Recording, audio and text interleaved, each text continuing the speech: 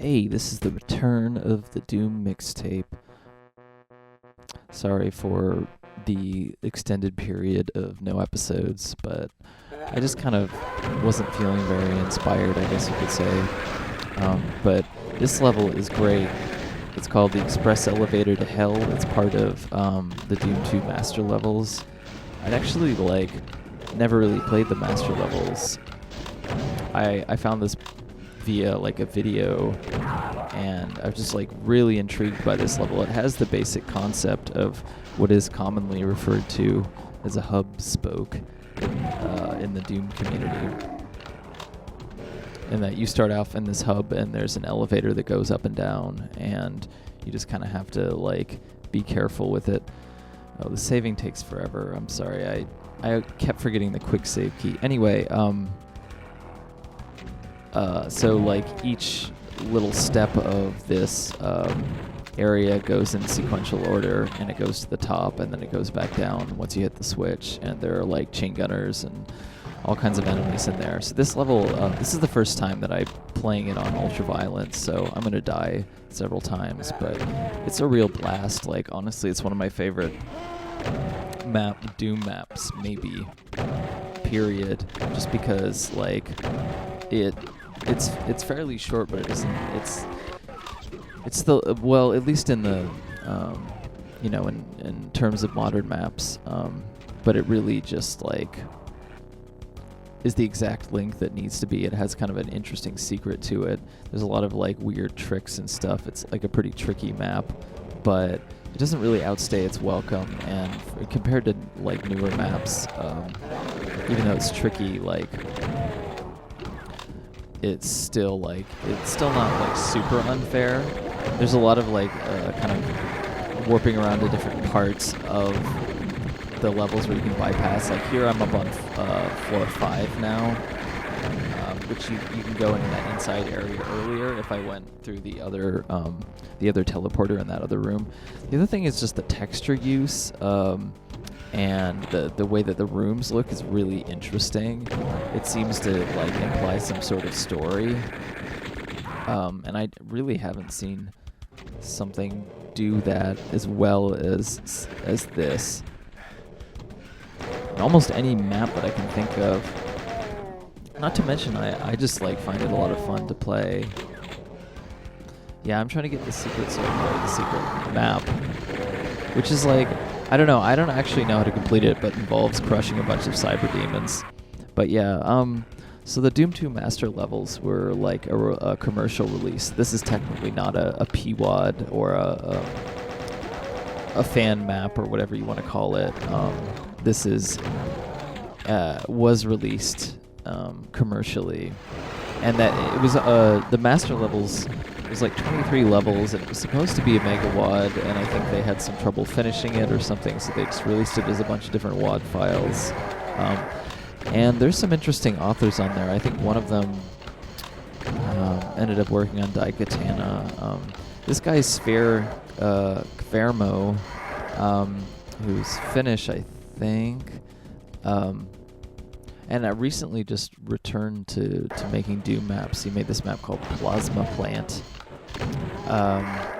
which is pretty interesting. He was in the industry for a while, and he was a lead designer of this game called Kiss Psycho Circus, which is a Kiss-themed first-person shooter. I've always kind of been curious about it. I'm not a fan of Kiss, but yeah. And he has a few other levels in the master levels that are kind of interesting, but this is the best one in my opinion. And it's a pretty great achievement. I don't know. I tweeted about his Plasma Plant map a while back, and he was really happy about it. But yeah, just the structure of this room. I don't know. It's not anything too flashy or unconventional compared to other Doom maps, but it just the texture use is really good. He really uses the textures that are really harmonious with each other, and it feels kind of being inside of a computer or something. It's some kind of sci-fi dystopian feeling, sort of alien feeling, but not only just carried in the theme of the textures.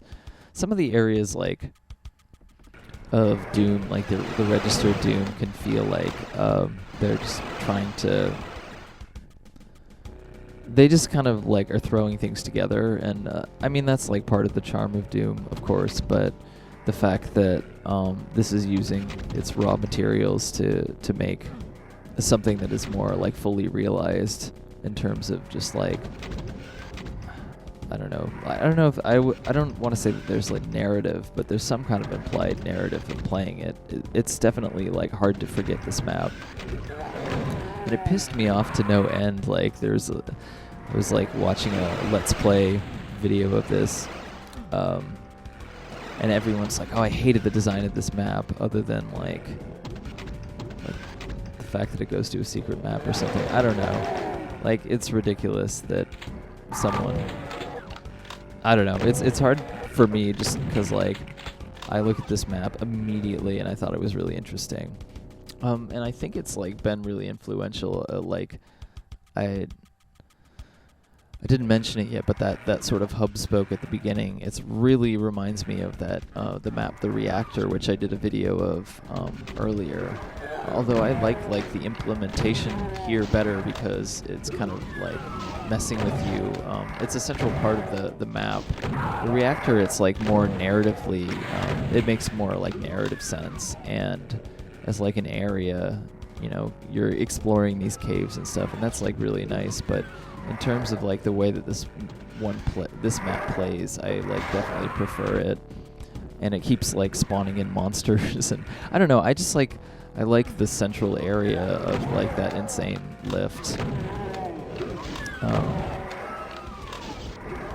Yeah, I don't know. I think this map like really speaks for itself visually. You can kind of see what's going on to some extent when you're watching it, which is really cool. Like I don't necessarily have to provide context for it, or at least I felt like very strongly when I watched it, like that I had a strong sense of what this level was, and then when I actually played it, I enjoyed it like even more, just because I don't know, like maybe this is just the way that like I operate, but when I was playing this, you feel like the sense of excitement for something that feels more fully realized when you're engaging with it in some way or another, and like I don't know. Doom is definitely a thing that I play to relieve stress, and that is one of the reasons why I've like explored a lot of Doom mods and stuff like that, beyond just being interested in that stuff in general. But if I can do that in combination with actually engaging with something that is like kind of an interesting piece of art or design, then that's great. And there isn't really enough stuff out there that does that. So I don't know, like I think I've said before that like, you know, I wish more designers would go out and just make a Doom mod, and you know that's like just because I think it would like challenge people's perceptions of you know what's like really important in terms of the design, but I don't know. I think the main thing is that it's kind of arbitrary what format that these levels are in. I think they're interesting no matter what, in no matter what context, as like a piece of design or interactivity or whatever you want to call it. And it's almost arbitrary that you're fighting. Like I could have any other level of engagement with any of the things in the map. As long as I'm having like interesting interactions with them, and as long as it's kind of has some sort of feeling to it, or you know, idea behind it, it can be like really powerful. And it's a lot of people seem to have a hard time distinguishing stuff that has like a core concept or an idea with stuff that doesn't. And I don't know, I think it goes back to like art literacy and stuff like that, where and maybe just like of course everyone's different, but like the level of like connectedness people are to something, and how seriously they take it. But I think it's just like, I don't know. I think it's just a shame when there. I mean, I've said this before, but like when there's a list of like 10 levels or 20 levels or 30 levels or whatever, and then there's like one or two that just really stand out and just on their own, and a lot of people won't necessarily perceive that as being separate from the rest of the, like they won't necessarily perceive why that is a thing. And I don't know, like, I think it's hard from the perspective of like somebody who's a designer, who really wants people to have that ability to have that experience of like searching for something and then really finding something meaningful. Partly because like a thing that I want is just more people to create things and more people to have like a discussion about like making artistic media, and expressing ourselves. And often I feel like that's really one-dimensional, not just in terms of like words, which I think like writing is often really one-dimensional too, and criticism in games. Not just in games though, just in like the media sphere online, but especially in games. And like I think like our Western culture especially, like we have like problems expressing ourselves visually in an intelligent way. Like the level of like intelligence to like visual symbols and archetypes and that kind of thing is fairly low in comparison to like maybe our like verbal awareness. And so it is really something that you have to sort of teach people how to, like, I don't know. Like, I mean, you can't just like force something, but it's something that people develop slowly, and it's something that I think a sensibility that I develop slowly, like being around people who talk about games, and just media in general, and just thinking critically about like, why is it that this thing really affects me strongly in a way that I can't like really describe, whereas this thing doesn't, just feels like mundane or whatever, and then trying to like kind of go from there. So yeah, I love just the way that these rooms interconnect with each other. It's very small, but like no space is wasted. Even in this like dark hallway, there's a huge contrast between like this crusher here, which is like seems to just serve a narrative purpose, I guess, and then that dark hallway with those candles, the chain gunners up in the corner. There's just like lots of little like very good details. Even in a less detailed room like this, it's still like the way that like the door is used, and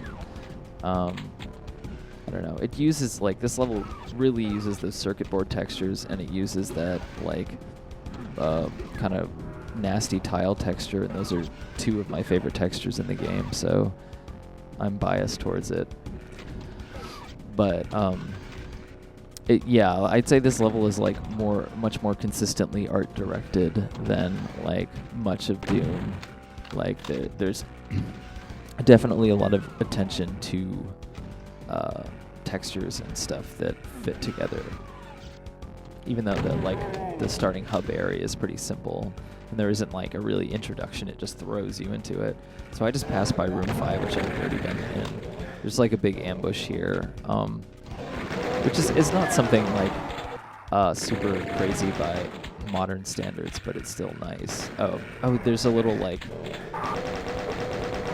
yeah, just this like little side area that opens up with a secret, and then there's this little crevice that guys are shooting at you from. There's a lot of stuff like that, like, and this uses chain gunners a lot, but I don't really mind it because it's usually at close range, whereas chain gunners can be really annoying. Like, I'd say like much more annoying when they're at kind of a wider range and they're shooting at you from way over and you can't really like reach them or anything. Yeah, I totally died there, so I'm gonna like blast them all with my plasma gun. But yeah, each area sort of has its own theme and feeling, and even when it's not like ultra detailed, I don't know. It's kind of impressive to me that this level was made in 1995, because I still think it's one of the best Doom levels that I've ever seen. I mean, of course, that's like just my sensibility speaking, but just in terms of like it as like a piece of like aesthetically and also in terms of design. It would be awesome to see some sort of narrative, you know, piece of interactive art or video game or whatever that is all just based around kind of designs that are levels that are like this sort of well art directed, and then there's kind of a story. That's kind of like the dream of something that I want to do, is to have like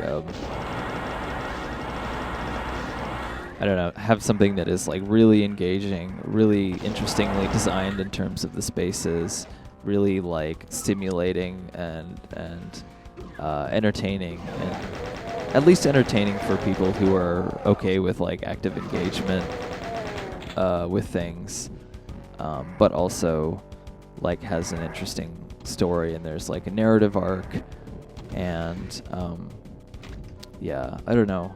Combining those things together is obviously really difficult, and it's something that a lot of people seem to have issues with even trying to go there. But I don't know, I've just been thinking about it today of like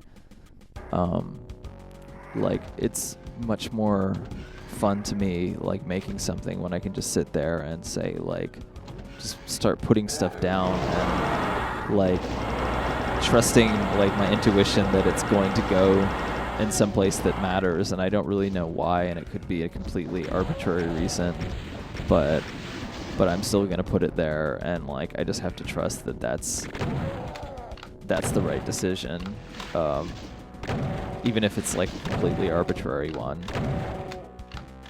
I think so much of like making stuff is really like that, just like you're just kind of putting points down until you see the pattern, and see the connections between things, and then you're like able to go back and like, you know, make all those like disparate things connect to each other. I'm curious though as to like the design process of this level. I don't know, maybe I should like try and message Spheric Vermo. I don't know if that's how you pronounce his name. He's on Twitter, like I said. I don't know if he's working on anything these days. But yeah, a lot of people, like I said before, or in previous videos, like to make fun of the whole hub spoke idea, but like, I think it can be really interesting, especially in something like this, where it's like using the kind of limited amount of space that you have, because of no overlapping floors in Doom in a really interesting way, and the fact that it's a lift instead of like something that you I mean, you do gradually progress up it, and it might be nice if it were slightly more nonlinear, but there are some nonlinear like elements to it. But yeah, like it uses that like really well, and the fact that it's a lift instead of something that you like move up slowly like makes it feel like it's all connected instantaneously. Okay, here's the big death trap at the end. I already know what's coming, so just plasmaing this first archvile to death, and then there's another one over here, which I'm gonna have to pick up the invulnerability sphere. You have to do this in order to beat the level at all, but at least he like made it so that like, or maybe that's not true, I don't know. Maybe you just have to do this to get the secret. I think you have to do this to just get the normal exit. And yeah, here's the exit. Like, I picked up all those keys in various secret areas. I'm just gonna blast away this guy, have the satisfaction of picking up the BFGs just so I can kill him. And it's done. It says it's Wolfenstein because it's in map 31. In the map 31 slot. But yeah, I feel like I didn't really do this map justice talking about it, but at least you can like look at it, and I definitely recommend playing it. If you can get a hold of like the master levels somehow, even just that level in particular. I might be doing one more from the master levels, but yeah, I think that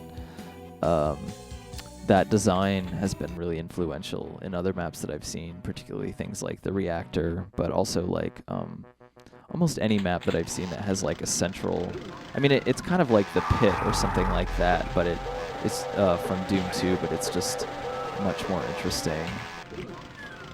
So here's the like secret map that it goes to, which is like 8 billion cyber demons, and I think you're supposed to like crush them with the crushing ceiling. I couldn't quite figure out how to complete it, but at least you can see the you can witness the disaster. Yeah, but so I will definitely try and do another Doom mixtape video, if not before the end of the month, then at least within the next couple weeks, and I might have a piece, or two of writing coming out. Do also want to do like a video on Hyperpara, and I was also thinking of doing a full like annotated playthrough of ALT or Sacrament. I don't know, it depends. Just because there's no like playthroughs in English of either of those WADs, and there are a couple of my favorite, and I really think if anything of any of these videos, like people should definitely play those two WADs, ALT and Sacrament.